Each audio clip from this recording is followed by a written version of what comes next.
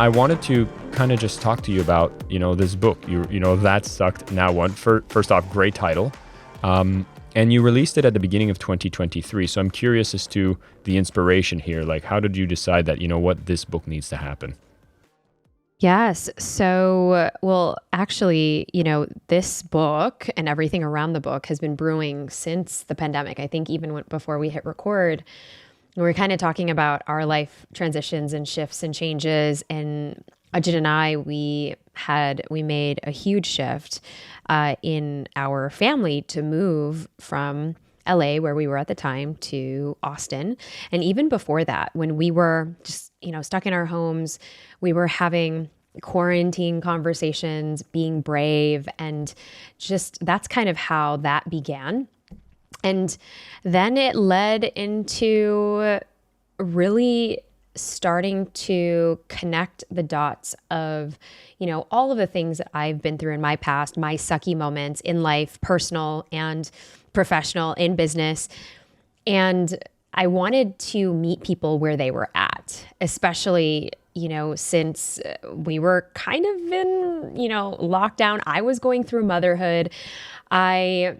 And this journey of, being in this transition of motherhood and new businesses it had all of the, sucky moments and everything in between. So this was a culmination of, I want to say, the transitions that I've experienced. And I know they call me the queen of grit, the queen of resilience.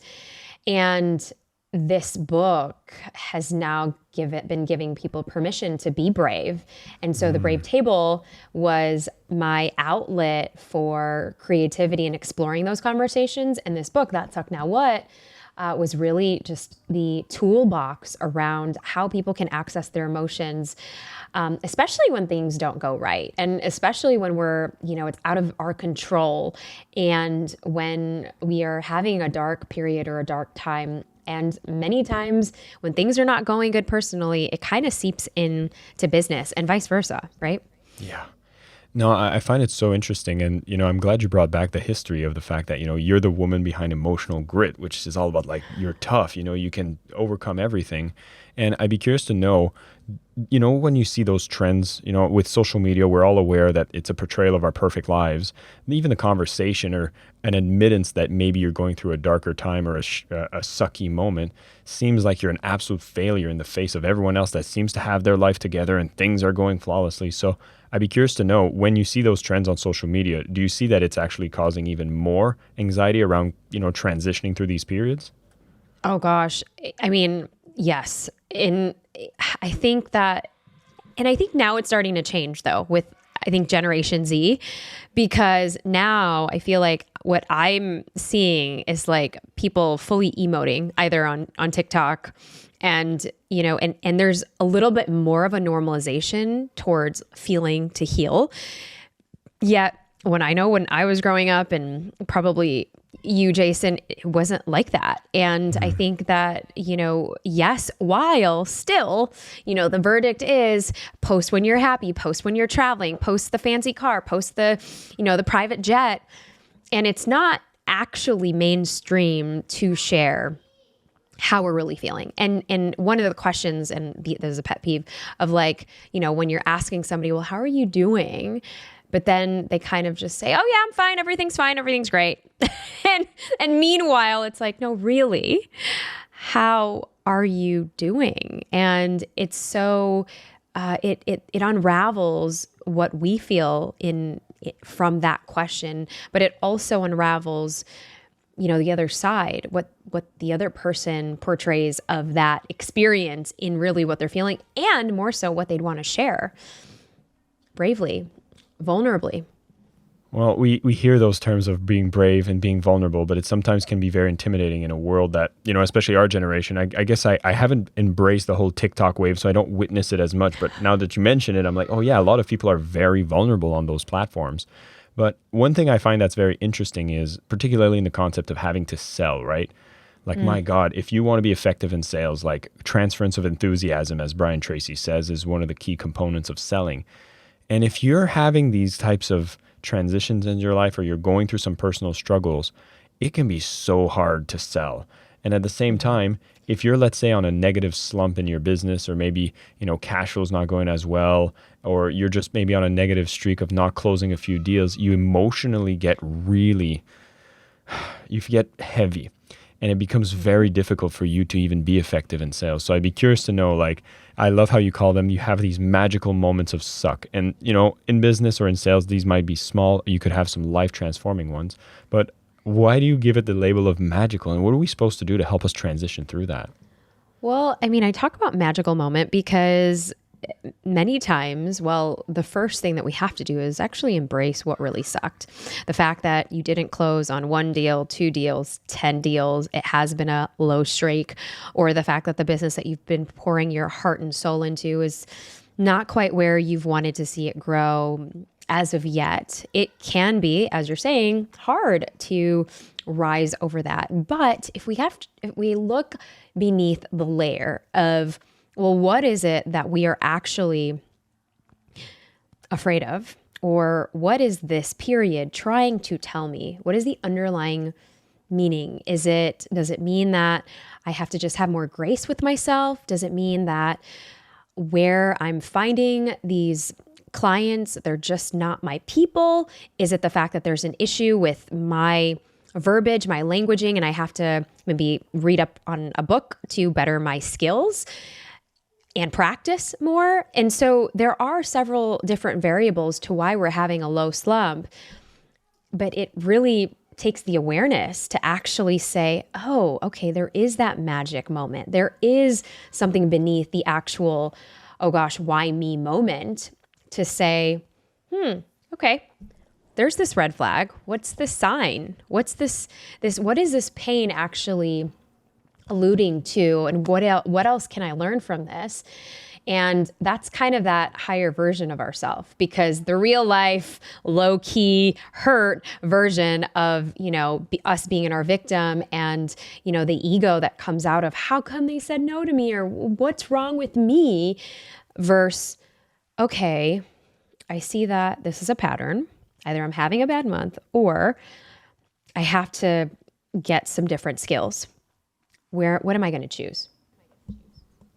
Yeah, I love that you can actually look at it as an investigation, right? Because, oh my God, I've had so many times where if this was happening to me, I'd just be like, oh my God, now I need to double down on activities in that negative state. And I've wasted so much time and probably didn't elevate my brand at the same time when I've acted in that energy. Like just having a bad sales month, I'm like, you know what? I'm going to schedule this webinar and I'm just going to do a hack job. I'll do this.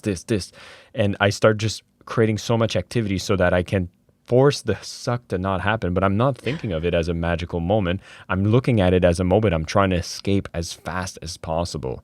And what you're sharing is, I think, something that might be a better prescription, but obviously you can't stay there forever.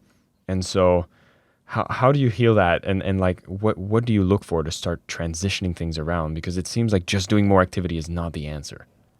Well, in doing more activity, what we're actually doing is we're numbing, we're suppressing, we're bypassing, we are trying to change our state right away. We're trying to push it around. We're actually even shoving it under rugs sometimes because it makes us feel good. It makes us going to the next thing, being, busying ourselves.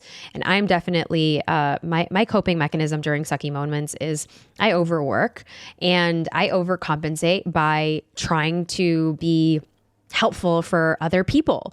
And, then my plate is extra full and then I go to burnout. Right. And so I think that the first, step that we can do is embrace the suck.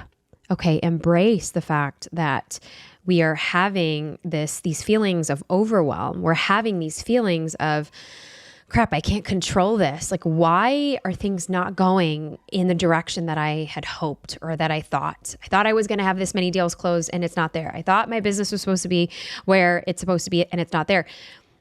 Okay, instead of busying ourselves and making and keep trying to keep close more and more deals, why don't we pause and actually sit in the suck?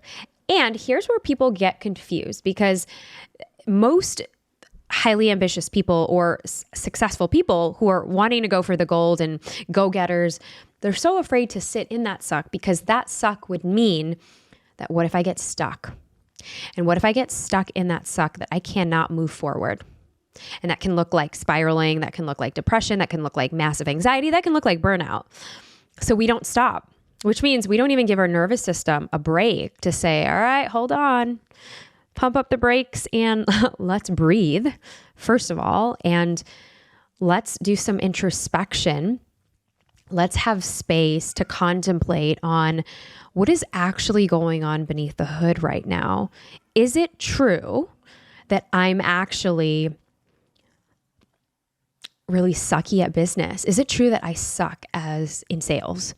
No. Okay, then let's identify what I'm feeling. Let's identify the emotions that I don't want to sit in because it's too uncomfortable, that I busy myself or I try to do the next thing and the next thing versus Warren Buffett, right? The most amazing investor of all time.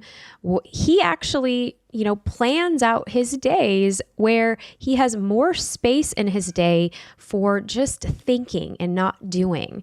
And that contemplation allows us the space to actually think, oh, okay, and have that awareness to say, all right, this is not just me. This is a feeling that I'm feeling, and I'm going to release the pressure valve or the pressure cooker of these emotions and then the thoughts that are ruminating in my mind telling me I'm not good enough and I'm not going to make it, or this is not going anywhere that I need to keep doing. Instead of that, we release it by stating, okay, I'm feeling anxious right now, and we can take a pause, we can breathe, come back, and then say, all right, well, that sucked. Now what? And then now what can be the mantra to say, what does this actually mean?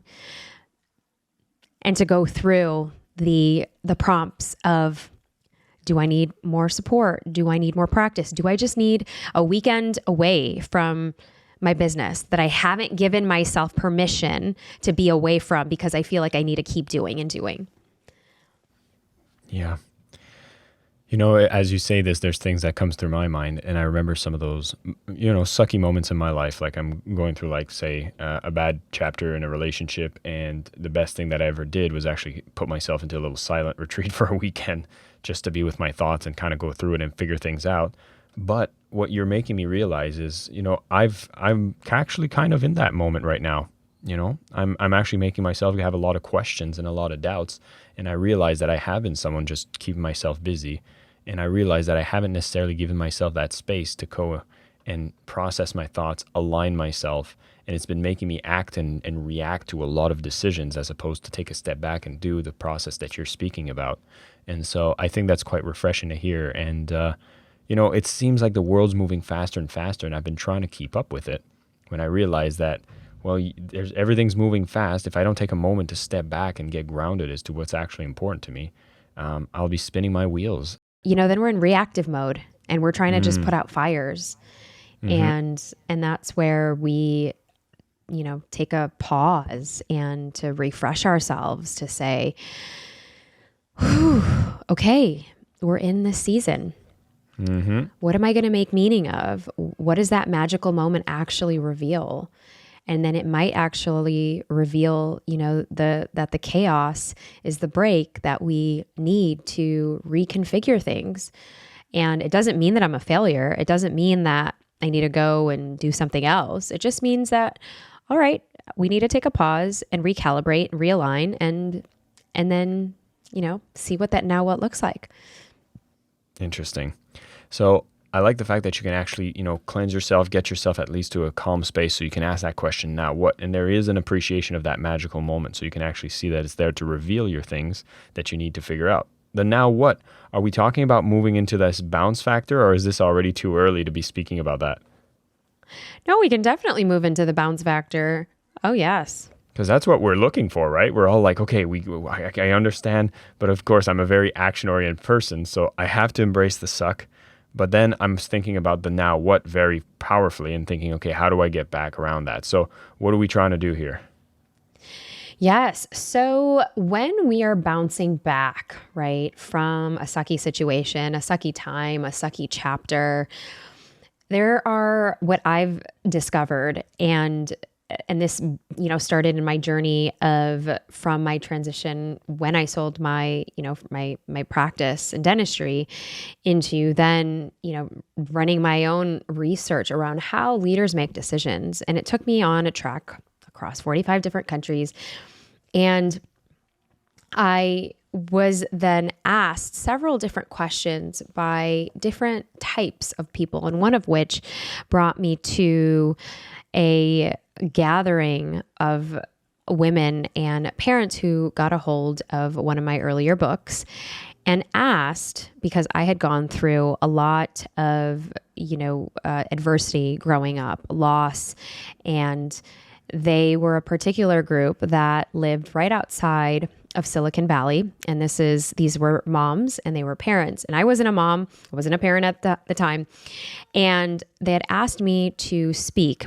And this was after I was at Google speaking there, because they wanted to know, is there a way that you can build resilience without having gone through as much adversity and loss as you went through as a child?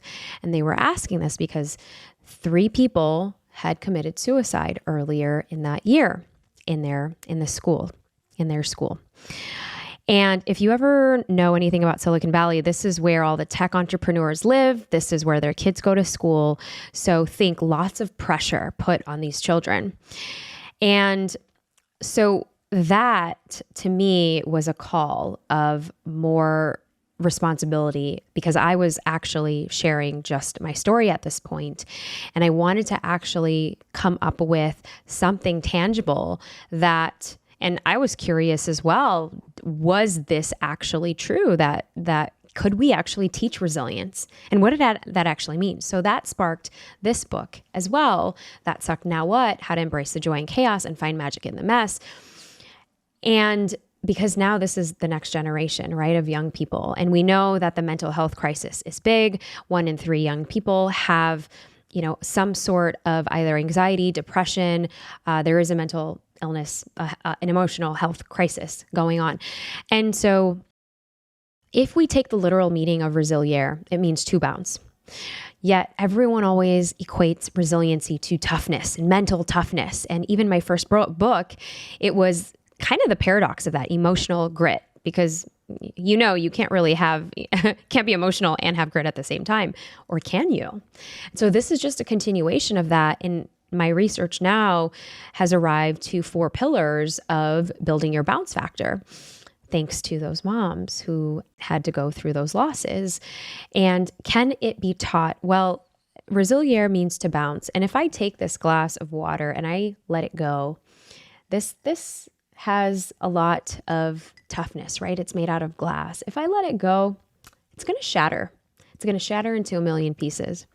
Yet, if I take a piece of a ball, let's just say, a ball that I use with my children, a ball that they play with, soccer ball, basketball, you name it. If you take that and you just hold it in your hands, well, what are you going to notice? The properties of the ball. Okay, it's tough, but it's soft. It's agile, but it has a little bit of give. So when you release it, it is going to bounce. Sometimes less, sometimes more than before. And so the first part of building your bounce factor is to make peace with what didn't go well. That could be in your upbringing, that could be in a relationship, that could be in getting fired, that could be whatever patterns and that's going to take some introspection, whatever patterns have led you to where you are. It might not be easy. It might actually require you to do some digging. Were you told something when you were little? Were you treated differently from your siblings because you were the oldest or you were the youngest? Were you, growing up in a 2-parent household, or was it a 1-parent household? Did you have trauma, tragedy, where you now have a chip on your shoulder? And so when you do sales, every time you feel rejected or have that ping of rejection when somebody says no, it brings you back all the way when you were 4, right? And so what have we not made peace with? So that's the first step. The second step is, well, how often are we inviting good stress? What is in our current environment? And that's what I really want us to pay attention to is how often are we hearing no's in our sales process to actually garner one or two yeses, and why did those people say yes? Are you actually doing a deep dive around that? And if you're not, well, let's dig into that. Let's invite more good stress. Let's have more courageous conversations that make us lean into discomfort. So that's the second piece. The third piece is let's embrace our emotional capacity to allow the feelings of rejection, to allow the feelings of sadness, to allow the feelings of, wow, I'm not there yet. And this makes me feel like a loser, or this makes me feel inadequate or not enough. And then finally, the last piece is let's build our RSA, our radical self-awareness. And that's kind of the fourth building block, because it comes down to really that observation with what's in alignment with us and what's not, knowing when to take a break, knowing when to pause, knowing when to put the pause button on versus acting and reacting in FOMO and the fact that something's just going to break and that you have to fix everything. Wow. You know, one thing that happens when you're starting to learn about selling with love, like the last chapter that I talk about is actually self-love. Like that's funny because it's the last chapter, but if you go through the entire book about selling with love, it's actually what permeates the entire book. Is just this understanding that your own self-idea, your own self-love is going to be a huge factor to your success in sales. Again, because the rejections and the no's, you're not going to get 100% closing rate unless you're just speaking to your family. And even that might not be 100% rate, right? So if you're going out there and trying to speak to more stranger, offer products and services, or be an entrepreneur and, build things and get clients in the process, you're going to face no. And if you're having all of this baggage that really create a massive trigger every time you do hear that no, it makes it so emotional and difficult to actually go through. So I love that this journey of going through your book makes you so much more self-aware. And I do have to say, if something can actually create some micro traumas to force you to investigate, there's nothing like being an entrepreneur or a salesperson where you get such a quick feedback that if something isn't fully aligned, you're going to find that sucky moment real quick. And then you're going to need to go through that bounce factor and being able to get that radical self-awareness, because you will have to, because your success in the process is going to be really, really influenced by what you do in that kind of dimension. Yet it's beautiful because by just choosing to go down that path, you get to grow so much faster, so much better. And you get to, not go and find yourself numbed and finding comfort to not deal with anything. You're forced to deal with it in a pretty quick way. And I think that's a great thing. I think it's one of the fastest paths to growth. And I mean, for someone that's been a multiple entrepreneur, a multiple business owner, I'm sure you've went through those ups and downs, and you can probably, would you say that this is something that you would encourage people to do in order to grow themselves, is getting into a place of sales and business?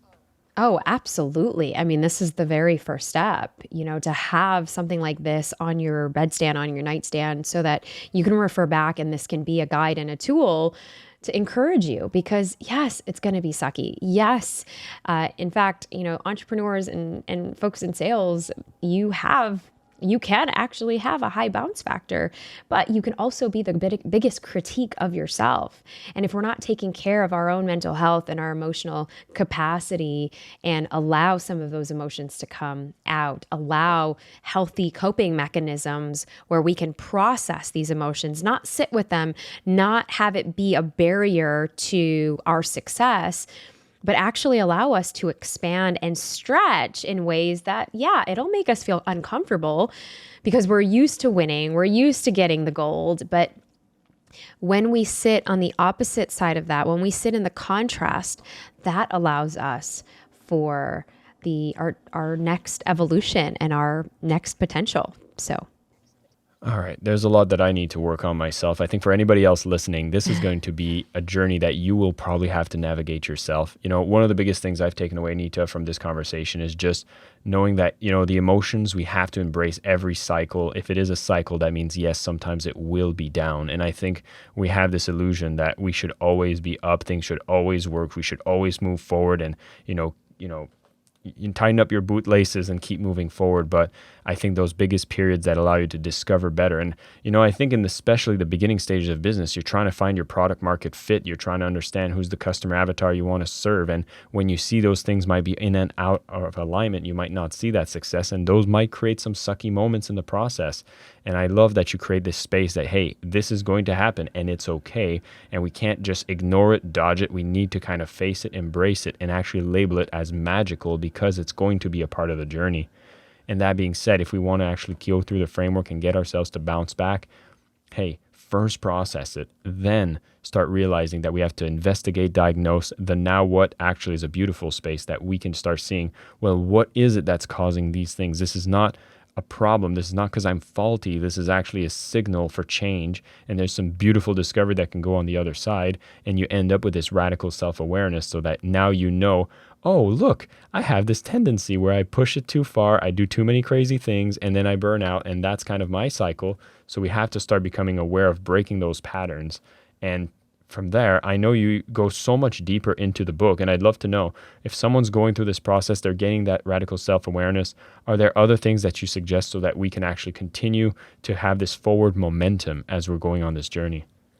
Oh, absolutely. And, it's one of the things that I share even with my students at Dharma Coaching Institute, where they're totally new to selling and totally new to onboarding and having discovery calls and then turning that discovery call into an onboarding call and a sales call. And they're afraid to make the pitch. They're afraid to make the pitch and they're afraid to come across as too salesy or too pushy. And it's their own insecurities. It's their own thoughts and things that people told them about money and sales and conversations and difficult conversations, even because some people are people pleasers and including, I was a former people pleaser myself. And it's hard to sit in that. And so the book has so many tools. That was just part 2 of the book that we shared. Part 3 of the book goes into flying forward. And flying forward, we talk about a 5-step framework where there is a cycle. There's a cycle of life, there's a cycle of death, there's a cycle of falling, and there's a cycle of thriving. And when we get into magnifying and thriving in the 3rd part of the book, we talk about steps and strategies to magnify your business, to magnify yourself as a leader, knowing that when you're in thriving, yes, there will probably be a fall. There will probably be an ignition for you to make a decision haphazardly or make a decision that you can't fully think through, or you'll have to trust your instinct, your gut, your radical self-awareness in order to make that. But yet it's part of life. It's part of, our entrepreneurial cycle and journey in sales. And so it also, when you get the book at thatsucknowwhat.com, you also get a 44-page digital guide that I love because this is your own self-healing guide. So when you are going through the trenches, when you're going through these sucky moments, that you're not alone. You actually have this as a tool to unpack some of those stories that we might be telling ourselves. And it might not be true, right? So I love it. Neeta, it was such a pleasure to have you on the podcast and come and share. I'm very excited that you brought this forward. I think it's much needed. I think for anybody else that's going through these cycles and maybe finding yourself not fully aligned and you're wondering, why does this suckiness keep coming back?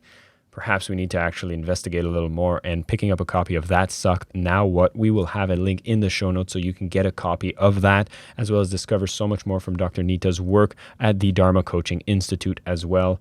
Neeta, it was such a pleasure, but I have to ask the one question I ask all my guests that come on the show, which is, you're on the Selling with Love podcast. So what does selling with love mean to Neeta? Ooh, coming from a place of love. I think, Jason, you and I go back a very long time where I can tell you one of my core values is service and love. And if we are coming from a place of love, then selling with love is easy because we're just having a conversation. I love it. Neeta, thank you so much for all you do, all you shared. For everybody else tuning in, again, check out those show notes as well as grab a copy of that book. It's going to be a magical way for you to navigate the coming times. There is a lot of change happening in the world, and we can evolve with it, thrive. We can actually bounce forward, fly forward, and do all those magical things in the process. Neeta, once again, thank you for being on the show, and everyone else, keep selling with love.